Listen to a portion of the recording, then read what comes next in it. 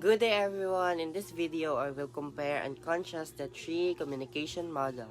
The linear model by Shannon and Weaver, the interactive model by Schramm, and the transactional model by Barnlund. This model shows how communication evolved from a simple one-way process to a complex shared experience. By understanding their similarities and differences, we can better appreciate how communication works in real life. So, with that, I will give you the views. The linear model views communication as one-way process.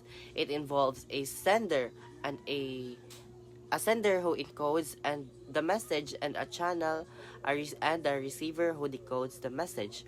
One key element here is the nose, which refers to anything that disrupts the message, such as the background sound or the distraction. This model is mainly used for mass communication like radio broadcast or announcement. However, its major limitation is that there is no feedback, meaning the sender does not know if the message was understood. Communication here is very simple but also very limited in the linear. And the interactive model improves the linear model by adding feedback in this model, the receiver can respond to the sender, making communications a two-way process, but still it happens at one at a time. And Schramm also introduced the idea of a field of experience which includes a person's background, culture, and knowledge.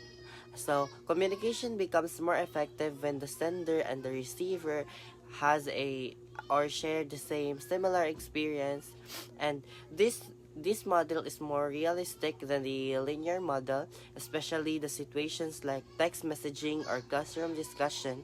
However, communication is still not still communication is not still simultaneously discussion, and the meaning of person speaks while the others listen. So the third model is the transaction model views that communication has the dynamic and simultaneous process.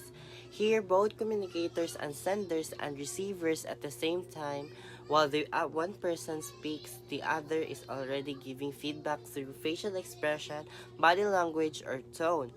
This model emphasizes the social role context such as social, cultural, psychological, and environmental factor, meaning is a co-created, not just sent and received.